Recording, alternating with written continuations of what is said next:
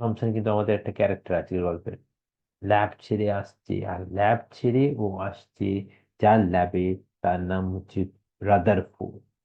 ব্রাদারহুডের ল্যাবে আসছে এবং ও বলছে যে অ্যাজ সুন অ্যাজ আমি বামার ফর্মুলা দেখলাম, আমার কাছে অনেক কিছুই কিন্তু ক্লিয়ার হচ্ছে।